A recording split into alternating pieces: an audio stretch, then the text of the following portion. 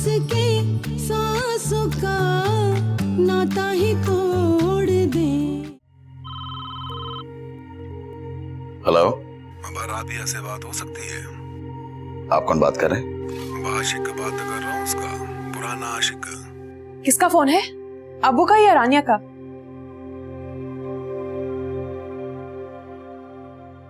तुम्हारे आशिक का। क्या? वाकई में हैरत हो रही है या फिर हैरान होने की एक्टिंग कर रही हो?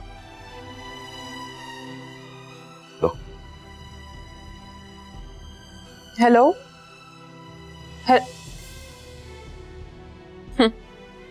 बड़ा अजीब आशिक है। जिसके लिए फोन किया था उसकी आवाज सुनते ही फोन बंद कर दिया। चलो अच्छा है, आज मुझे आपके बारे में ये बात तो पता चली कि आप मेरे बारे में ऐसा भी सोच सकते हैं, वरना हम जैसे लोग तो सारी उम्र उस गलतफहमी में मारे जाते कि हम भी काबिल यकीन हैं।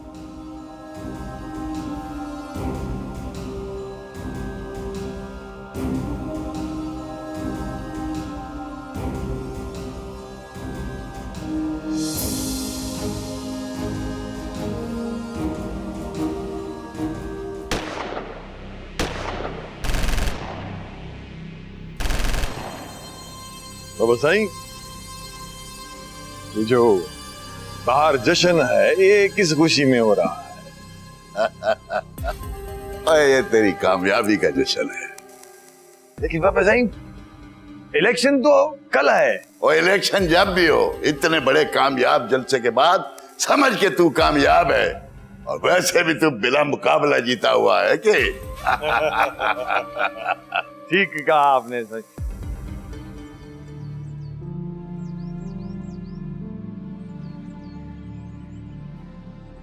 फोन सुन लिया तुमने? जी,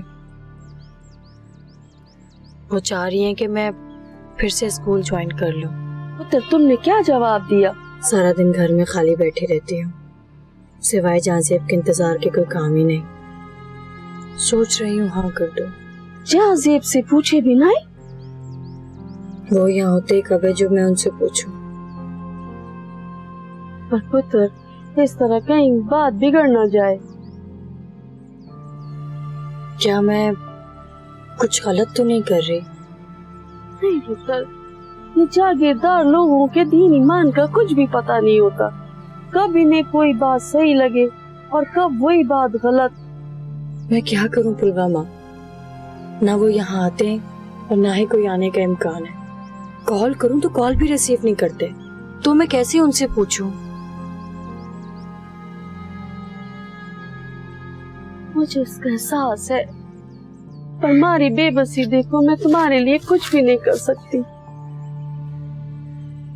मेरे इख्तियार में होता ना तो मैं उसे तुम्हारे सामने लाकर खड़ा कर देती और पूछती उससे वो ऐसा क्यों कर रहा है। उसे ऐसे ही करना था। पता है पुलवामा, अम्मी कहती थी कि इंसान कहीं भी चला जाए लेकिन उसका मुकद्दर उसके साथ साथ रहता है। और मैं उनकी बात पे हंस पड़ती थी और कहती थी कि भला इंसान के साथ मुकद्दर कैसे जा सकता है, वो कोई साया है। लेकिन इस बात का एहसास मुझे आज हुआ है कि इंसान का मुकद्दर अच्छा हो या बुरा, वो वाकई साया रहता है।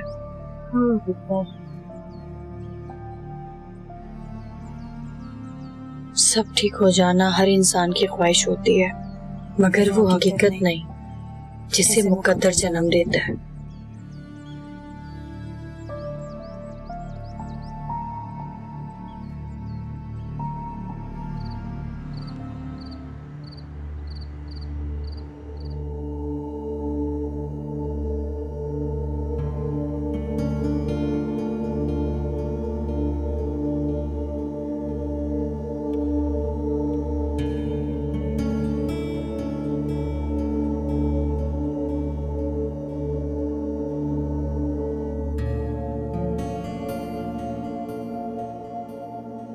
राबिया जी। तुम मुझसे नाराज हो? नहीं तो फिर मुझसे बात क्यों नहीं कर रही? बात कर तो रही हूँ, राबिया, क्या हम हमेशा इसी तरह से बात करते रहेंगे? राबिया, एक बार खुद को मेरी जगह रखकर तो देखो और मुझे बताओ कि कोई गैर मर्द किसी औरत के शौहर से जब उस घटिया अंदाज में अपने आप को मुतारिफ कराएगा तो फिर गैरतमंद शौहर को कैसा लगेगा? आपको कैसा लगा होगा ये तो मैं समझ सकती हूँ, लेकिन आपने उस वक्त जिस तरीके से मुझे देखा, मुझे कैसा लगा होगा इसके बारे में आपने नहीं सोचा।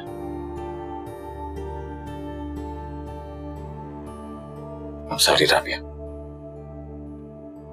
कितनी अजीब बात है ना शाह, औरत अगर मर्द के मुतालिक सच भी बोलती है तो उसे कोई अहमियत नहीं देता, लेकिन मर्द अगर औरत के मुतालिक झूठ भी बोलता है तो उसे सब अहमियत देते हैं। देखो राबिया, मैं ये सब नहीं जानता। मैं सिर्फ इतना जानता हूं कि मैं तुम्हारे मामले में बहुत सेंसिटिव हूं, क्योंकि तुम मेरी इज्जत भी हो और मेरी मोहब्बत भी। मोहब्बत तो मैं भी आपसे बहुत करती हूँ और दुनिया का कोई और मर्द मुझ पे यकीन करे या ना करे मुझे कोई फर्क नहीं पड़ता, लेकिन जिस दिन आपका यकीन मुझसे उठ जाएगा तो मेरी जिंदगी जिंदगी नहीं सजा बन जाएगी। मैं तुमसे वादा करता हूं आइंदा ऐसा कभी नहीं होगा।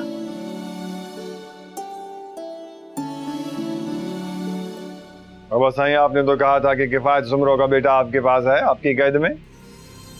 तो कोई गलत तो नहीं कहा था। तो क्या जलसे में फिर उसका भूत आया था?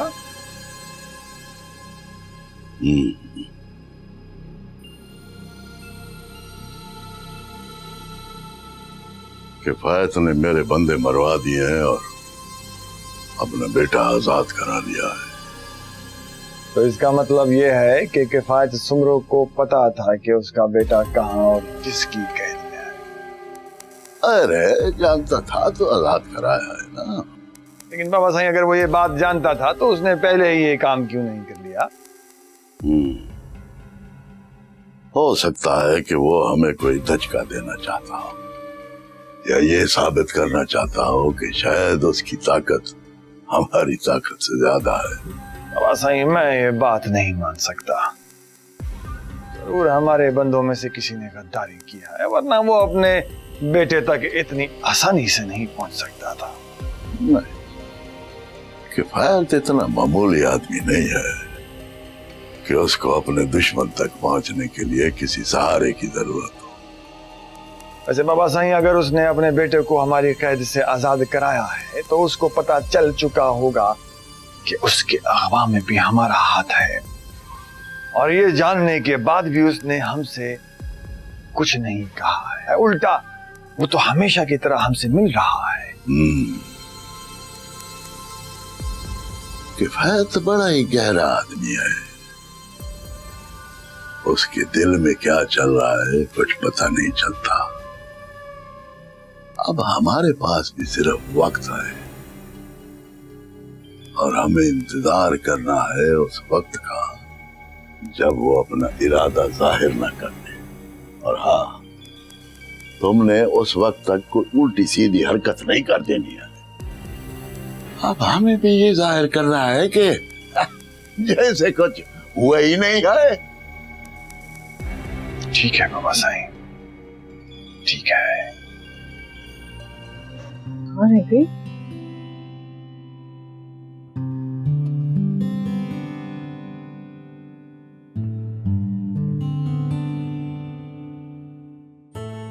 अरे वाह, आज तो बड़े बड़े लोग आए हैं। कब आई? पहले तुम ये बताओ कहाँ रह गई थी? कब से इंतजार कर रही हूँ तुम्हारा, फोन भी किया था तुम्हें। आप जानती है ना ट्रैफिक के हालात, ना चाहते हुए भी आप लेट हो जाते हैं। तो आलम से कह देती हूँ तुम्हें ड्रॉप कर देता। नहीं आप ही, रोज रोज उनके साथ आना अच्छा नहीं लगता। तुम्हारा शौहर है ना? जानती हूँ, लेकिन जिस तबके से हम ताल्लुक रखते हैं वहाँ शादी से पहले मिलना अच्छा नहीं समझा जाता, और मैं नहीं चाहती कि मेरे और आलम के पाकीज़ा रिश्ते को कोई गलत नजर से देखे। तौबा रानिया, छोटी छोटी बातों को लेकर कितना सोचती हो तुम? आलम का भी मेरे बारे में यही ख्याल, लेकिन क्या करूं, मुआशरे की मुकर्रर करदा हदूद को तोड़ के नहीं जी सकती। अच्छा मेरी माँ, अगर तुम्हारी ये बड़ी बड़ी बातें खत्म हो गई हो तो हम खाना खा सकते हैं, क्योंकि मुझे सख्त भूख लगी है। वो भी खाएंगे, लेकिन पहले ये बताएं कि कितने दिनों के लिए आई हैं? 3 दिनों के लिए। अरे वाह, शहाब भाई ने इजाजत कैसे दे दी? अरे तुम तो ऐसे कह रही हो जैसे 3 दिन नहीं 3 महीनों के लिए आई हूँ। वैसे शादी के बाद लड़कियों को मैके रहने का कितना शौक होता है ना, हालांकि वही लोग होते हैं, वही पुराना घर। जिस दिन तुम्हारी रुखसती होगी ना तब तुमसे पूछूंगी। चलो चल खाना खाते हैं।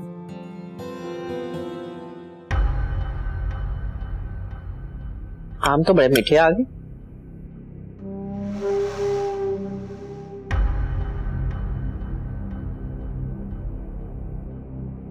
अस्सलाम वालेकुम अम्मी। वालेकुम अस्सलाम। क्या थक गए हो क्या? हाँ अम्मी, बस आजकल ऑफिस में काम बहुत ज्यादा है।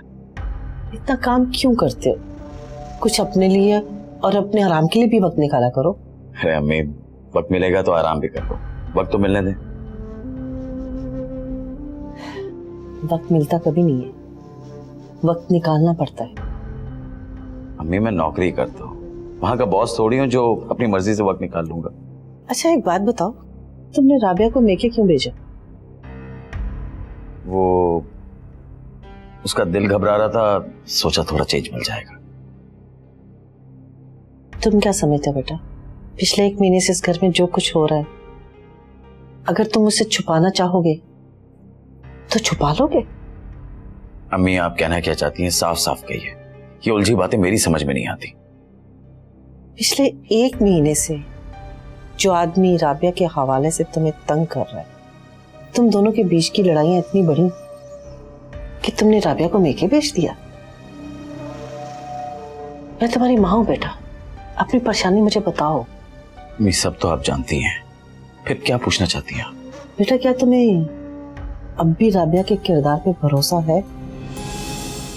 वो जो कहती है कि वो फोन वाले आदमी से उसका कोई ताल्लुक नहीं, तुम्हें इस बात पे यकीन है? अम्मी अगर एक मर्द की तरह सोचूं तो राबिया की औरत होने के नाते उस पर शक होता है, लेकिन एक शौहर की हैसियत से मैं उस पर यकीन करने पर मजबूर हूं, क्योंकि इन 2 साल शादीशुदा जिंदगी में मैंने कभी भी उसे किसी बुरे फेल में नहीं देखा। अजीब अजीब उलझन है। ये अच्छी बात है कि तुम उस पर भरोसा करते हो, लेकिन एक बात का यकीन जरूर कर लेना कि वो भरोसे के काबिल है भी कि नहीं।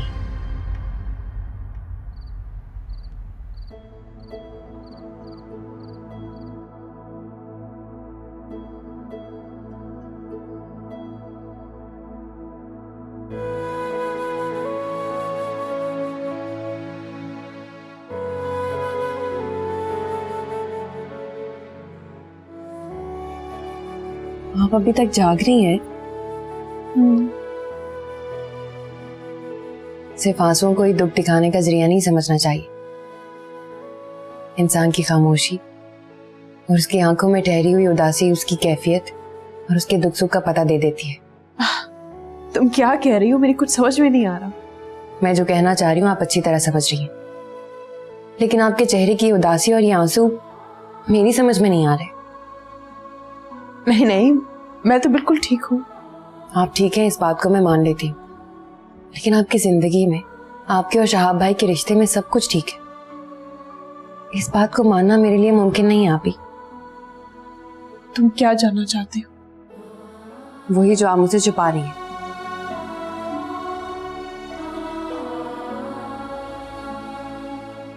शहाब को मेरे किरदार पर शक है।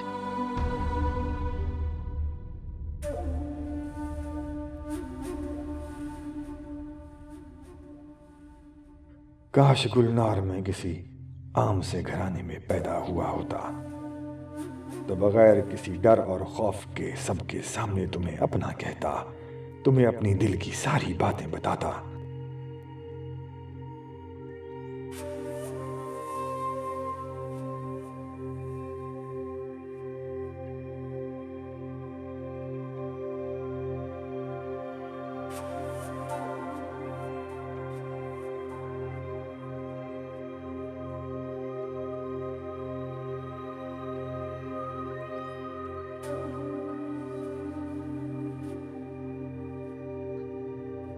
लेकिन बाबा साईं कहते हैं कि जागीरदार के सीने में दिल नहीं होना चाहिए, वरना वो दुनिया से मात खा जाता है। जो लोग दिल की सुनते हैं वो सारी उम्र गुलामी करते हैं।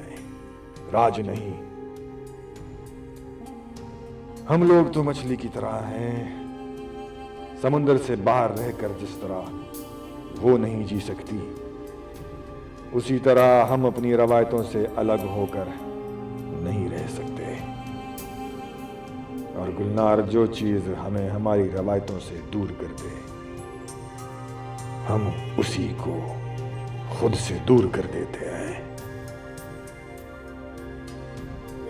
सिर्फ फोन कॉल्स की बना पर उन्होंने ये तय कर लिया कि आपका उस शख्स के साथ अफेयर है। असल में शाह मुझसे बहुत मोहब्बत करते हैं, और मोहब्बत उस शीशे की तरह नाजुक और शफाफ होती है। छोटा सा पत्थर भी टकरा जाए तो दरार पड़ सकती है। प्लीज आप ही मोहब्बत और बेएतबारी के फर्क को समझिए। मैं जानती हूँ कि शाह मुझ पर एतबार नहीं करते, लेकिन मैं इसे अपनी अना का मसला बना के अपना घर तो नहीं उजाड़ सकती। मैंने ऐसे कब कहा? मैं तो सिर्फ ये कह रही हूँ कि आप उन्हें इस बात का एहसास दिलाएं कि उन्होंने आप पे शक करके गलत किया है। कैसे?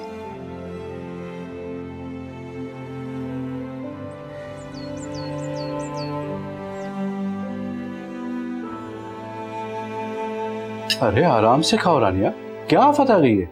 अब्बू, मेरी क्लास है ना, मैं लेट हो जाऊंगी।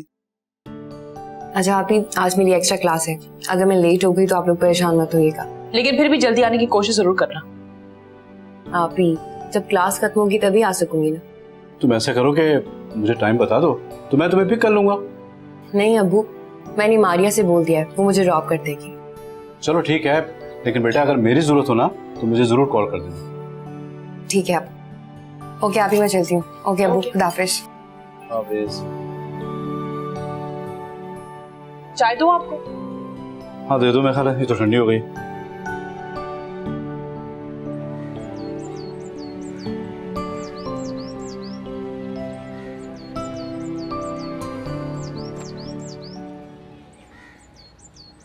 ये लीजिए जनाब, आपकी किताब हाजिर है, जो किताब आपने मंगवाई। Thank you. मुझे यकीन हो गया है कि आप फ्यूचर में बहुत अच्छे हस्बैंड साबित होंगे। अच्छा, जनाब का अपने बारे में क्या ख्याल है? आपसे ज्यादा ओबीडियंट। अच्छा, अगर ये बात है तो साबित करो कि तुम कितनी फर्माबरदार हो। वो कैसे? मेरे साथ आज रात कैंडल लाइट डिनर पर चलकर। वो आलम, दरअसल बस बहाना तलाश करने के लिए इतना हल्कान होने की जरूरत नहीं है। ऐसी बात नहीं है आलम। रानिया, जब हम दोस्त थे तो तुम्हारे इनकार की वजह समझ में आती थी कि मैं तुम्हारे लिए नामहरम। फिर हम एक मोहब्बत के रिश्ते में बंध गए, उसके बावजूद भी इन मामलों से तुम्हारा गुरेज करना समझ में आता था। अब तो हम एक यकीन के बंधन में बंध गए। ऐसी बात नहीं है आलम। तो फिर कैसी बात? आज मुझे जल्दी घर जाना है। अब्बू के दोस्त है ना सादिक अंकल, उनका एक्सीडेंट हो गया, हॉस्पिटल उन्हें देखने जाना है। सादिक अंकल को तो मैं भी जानता हूँ, बल्कि ताहिर अंकल से बात करता हूँ, हम लोग साथ चलते हैं। आपकी भला क्या जरूरत है? तुम्हारी निस्बत से मेरा भी तो उनसे कोई रिश्ता है ना, जिसकी वजह से सारे रिश्ते हैं, उसे तो फर्ज समझ के हर वक्त डांटते रहते हैं, और बाकी सबकी इतनी परवाह। अगर डांटता हूँ तो प्यार भी तो करता हूँ। आलम, आपका पल पल बदलता हुआ रवैया और जरा जरा सी बात पे बेएतबारी मुझे डरा देती। ऐसी सिचुएशन में मैं बिल्कुल ब्लैंक हो जाती हूँ और खौफजदा भी। क्यों? अगर जिंदगी के किसी मोड़ पर, किसी छोटी सी बात पर, छोटे से मामले में मुझ पे बेएतबार हो गए, आपने मुझे अपने दिल और घर से निकाल दिया तो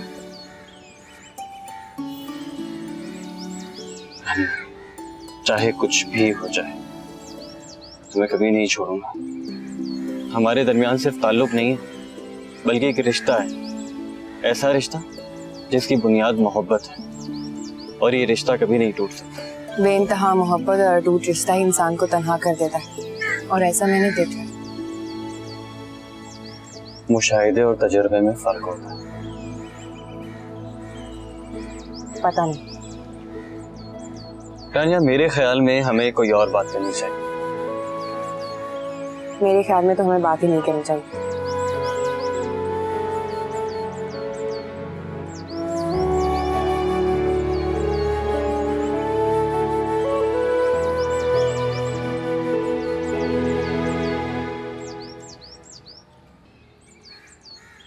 क्या बात है पुत्र, क्यों बुला रही थी? ये आज तुम्हारी दी रानी बड़ी खुश नजर आ रही है। बात है खुशी की, पता तो चले क्या बात है, हैं? बोला तहसीब इलेक्शन जीत गए। तुम्हें कैसे पता पुत्र? अभी टीवी पे रिजल्ट अनाउंस हो गए थे, वहीं से सुना। तुम्हें पता मैं क्यों खुश हूँ? आज मैंने बहुत दिनों के बाद अपनी धी के चेहरे पे खुशी देखी है। मैं तो सबसे ज्यादा इस बात पे खुश हूँ कि जहांजेब इलेक्शन जीत गए। बहुत परेशान थे ना वो। और मुझे इस बात की खुशी है कि कम से कम अब वो तुम्हारे पास आएगा। उन पे बहुत सारी जिम्मेदारियां हैं, तो क्या करें? तुम्हें पता है तुम दुनिया की सबसे अनोखी बेटी हो।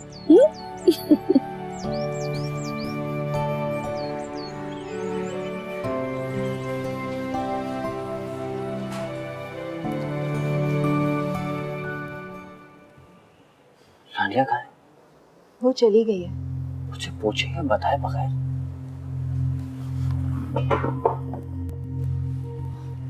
हो सकता है उसे कोई काम हो, मुझसे भी सही तरह से बात नहीं हो सकी, और तुम्हें कॉल कर लेगी। हो सकता है तुम्हारे सेल फोन पे कोई मैसेज छोड़ा हो। वैसे भी क्लास में तुम्हारा मोबाइल साइलेंट पे रहता है ना।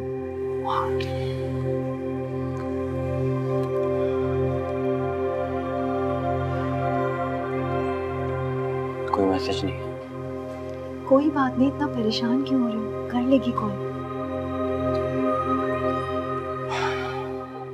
ओहो भाई, आज तुम किस खुशी में खाना बना रही हो? जहांजेब की कामयाबी की खुशी में। क्यों पुत्र, वो आ रहा है, उसने फोन किया तुम्हें?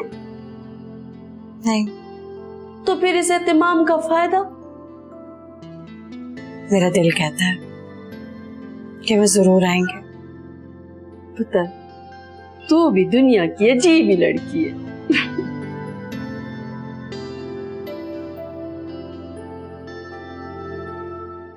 रानी खैरियत तो है? ऐसी क्या जरूरी बात थी जो तुम्हें मेरे ऑफिस आना पड़ा? राबिया आपी के मुतालिक बात करनी है। क्या बात? यही शहाब भाई कि आपको राबिया आपी के मुतालिक बहुत बड़ी गलतफहमी हुई है। जैसा आप उनके बारे में सोच रहे हैं, जैसा आप उन्हें समझ रहे हैं। रानिया, तुम्हें नहीं लगता कि ये मेरा और राबिया का जाती मामला है और किसी को इसे यूं डिस्कस नहीं करना चाहिए? मैं जानती हूँ शहाब भाई, लेकिन मैं चाहते हुए भी खुद को नहीं रोक सकती। राबिया आपी मेरी बहन है और इन दिनों जब उन्हें बहुत खुश रहना चाहिए, वो उदास है और परेशान है। आप खुद ही बताइए, इन हालात में मैं अपने आप को कैसे रोक सकती? मुझसे क्या चाहती है? राबिया आपी के लिए थोड़ी सी मस्बत सोच।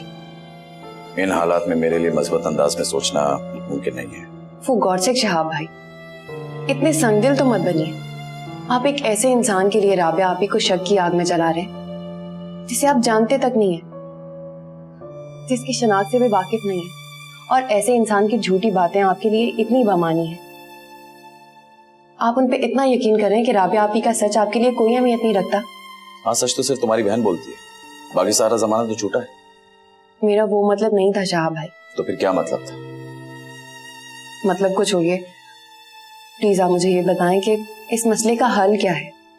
जिस तरह से अचानक मेरा यकीन मरा है, उस तरह से शायद कभी जिंदा हो जाए, मगर मैं जानता हूँ कि ये मुमकिन नहीं है। इसलिए अगर तुम्हारे पास कोई हल है तो बताओ। मुझे तो हैरत हो रही है शहाब भाई कि आप जैसा समझदार इंसान इन बातों को मसला कैसे बना सकता है। क्यों? समझदार लोगों में गैरत नहीं होती? गैरत का सवाल तो तब पैदा होता है शहाब भाई जब इल्जाम लगाने वाले के पास उसका कोई सबूत हो, और सबूत तो वही होता है जो आंखों देखा। आप जानते हैं ना शहाब भाई, जब राबिया आपी को हमारी तरफ से बदगुमानी हो गई थी, हमारे पास हमारी बेगुनाही का कोई सबूत नहीं था। यकीन दिलाने के लिए फकत अल्फाज ही थे, और वो लम्हे कितने अजियतनाक थे ये आप भी जानते हैं और मैं भी। आज राबिया आपी भी बिल्कुल वैसे ही हालात का शिकार है। उनके पास भी उनकी बेगुनाही का कोई सबूत नहीं है। वो बेगुनाह होते हुए भी कसूरवार ठहराई जा रही है। प्लीज शहाब भाई, राबिया आपी को ना करदा गुनाहों की सजा मत दे।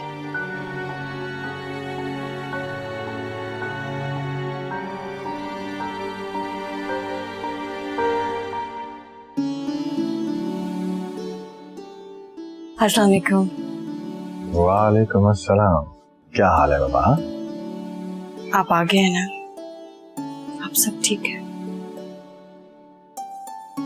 मैं भी।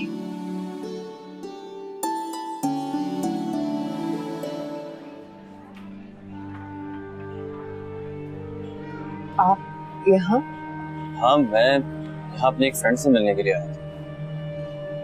लेकिन रानिया, तुम यहाँ क्या कर रही? तुम तो घर जा रही थी। वो मुझे एक जरूरी काम था। रानिया, यहाँ सारे ऑफिसेस, तुम्हें यहाँ पे क्या काम हो सकता है? वो मैं रानिया, ये तुम अपना पर्स ऑफिस में बोला। अरे आलम, आई एम सॉरी, तुम्हारी तरफ मेरा ध्यान ही नहीं गया। क्या हाल चाल है? इस बात पर मैं सिर्फ यही कह सकता हूँ, इट्स ओके।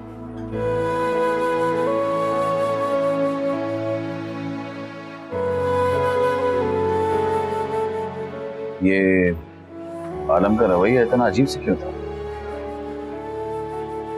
अगर आप अपनी बीवी के लिए आने वाली कॉल्स की वजह से उस पर शक कर सकते हैं, तो आलम मुझे आपके साथ देख के इस तरह रिएक्ट क्यों नहीं कर सकता? ओह, तो ये बात थी।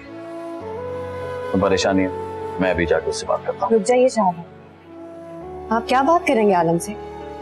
जाहिर सी बात है, उससे बताऊंगा कि जैसा वो समझ रहा है वैसा कुछ भी नहीं है। अगर समझाने और बात करने से किसी को समझ में आ जाता, तो अभी जो मैंने आपको कहा आप मेरी बात पे यकीन कर लेते। राबिया आप ही बेगुनाह है।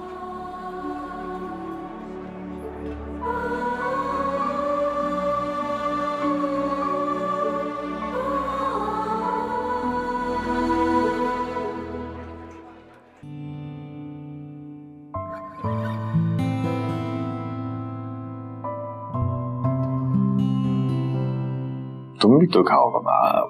क्या सब कुछ मुझे ही खिलाना है क्या? ये सारा खाना मैंने आपके लिए बनाया। आप खाना खा ले, उसके बाद में खा लूंगी। ना बाबा ना, मेरे साथ तुम भी खाओ। चलो शाबाश, चलो।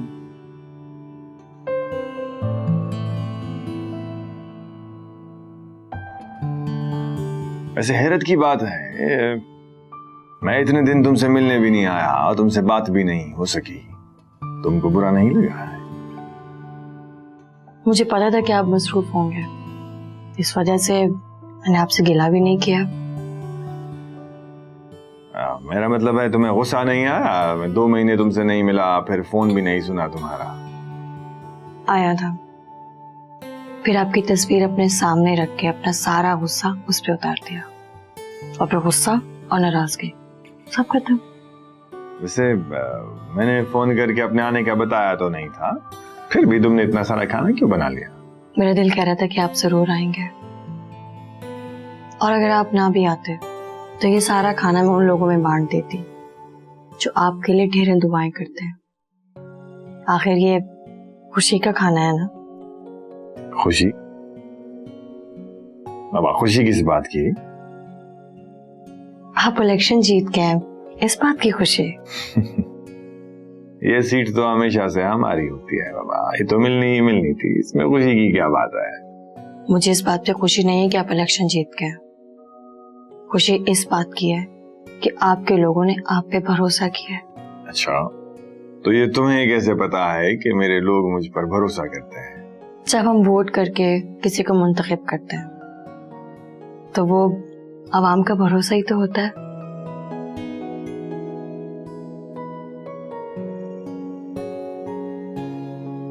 खाना ठंडा हो रहा है।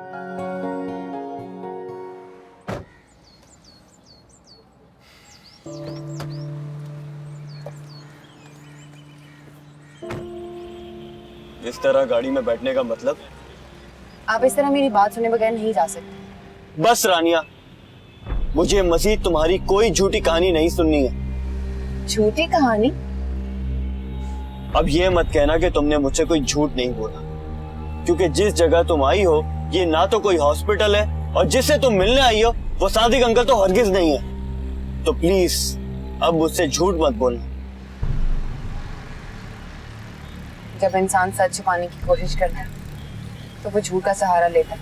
ऐसा कौन सा सच था जो तुम्हें झूठ का सहारा लेना पड़ा है? वो मैं आपको नहीं बता सकती। रानिया, आखिर तुम ये कब मानोगी कि हमारे जाती मामला अलग नहीं है? या तुम मानना ही नहीं चाहती हो? ये मेरा जाती मामला नहीं है आलम। अगर मेरा जाती मामला होता तो मैं आपको जरूर बताती। ये शहाब भाई और आप ही का मसला है। और प्लीज ये मत पूछिएगा कि उनके बीच क्या प्रॉब्लम है।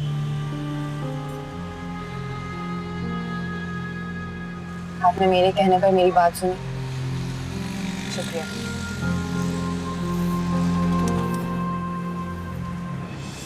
कहाँ जा रही हो? घर। मैं छोड़ देता हूँ।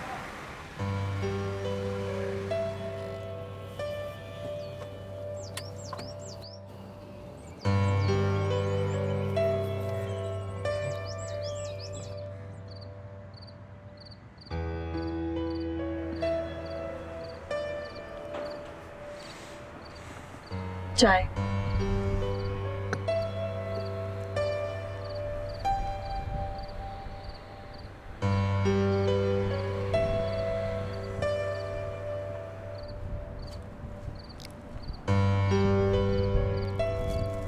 ऐसे क्या देख रहे हैं? तुमको पता है कि तुम पहले से भी बहुत खूबसूरत हो गई हो। जानती हूँ। और पता है ये हुस्न किसकी वजह से? किसकी वजह से? वही जो अब हमारी जिंदगी में शामिल होने जा रहा है। मैं कुछ समझा नहीं।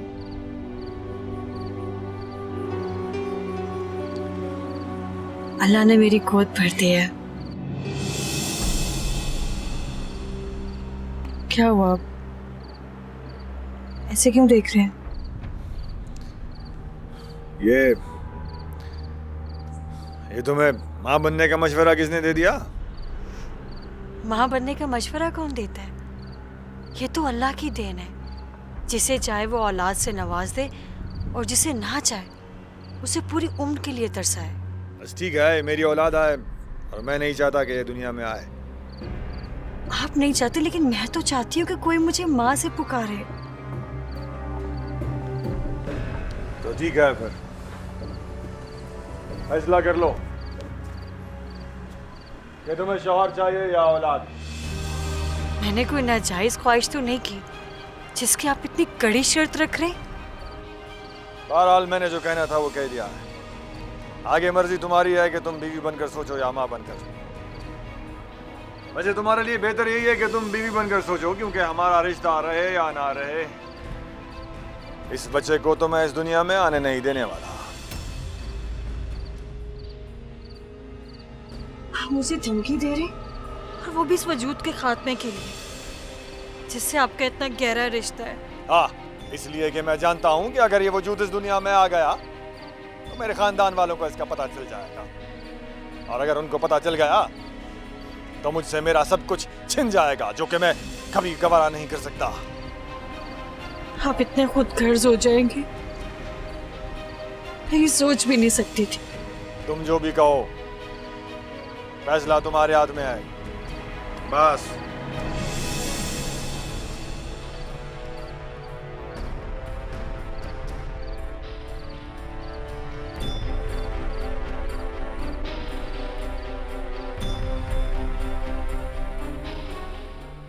मैंने शहाब भाई से इतना कुछ कहा, उन्होंने सुना भी, मगर इसके बाद उन्होंने राबिया आपे के मुतालिक क्या फैसला किया मैं तो इसका अंदाजा भी नहीं लगा सकती। और लगाती भी कैसे?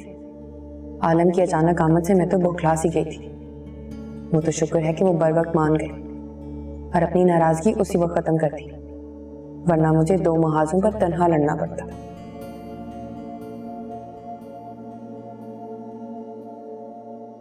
रानिया, क्या हुआ? अभी तक जाग रही हो? कॉलेज नहीं जाना कर?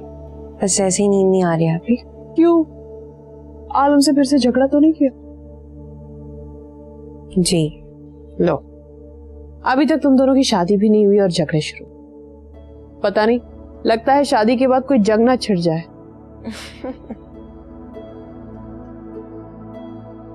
अब मैंने ऐसा क्या कह दिया जो इतना हंस रही हो?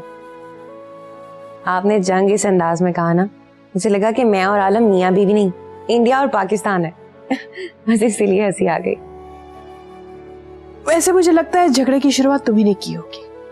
आलम तो मुझे बड़े ठंडे मिजाज का इंसान लगता है। अच्छा, आपको लगता है? मुझसे पूछें कि वो कितने बदमिजाज इंसान है, और गुस्सा तो जैसे उनकी नाक पे पड़ा रहता है। मैं ही हूं जो उन्हें बर्दाश्त करती हूँ। हाँ, वो तो मुझे पता है कि तुम कितना बर्दाश्त कर लेती हो। हाँ तो और क्या करूं, मुझसे वो बीवियों की तरह नखरे नहीं उठाए जाते, और ना ही वो बातें और रवैये बर्दाश्त होते हैं जैसे आप कर लेती हैं।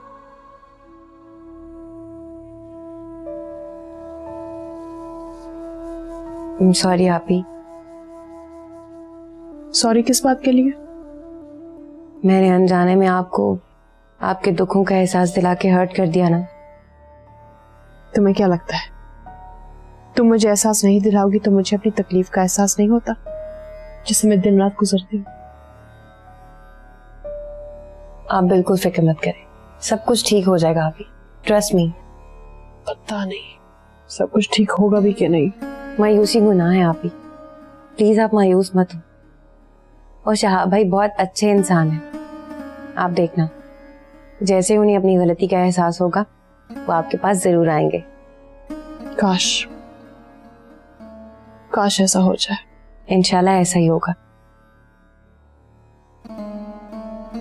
चलो सो जाओ भी। Good night.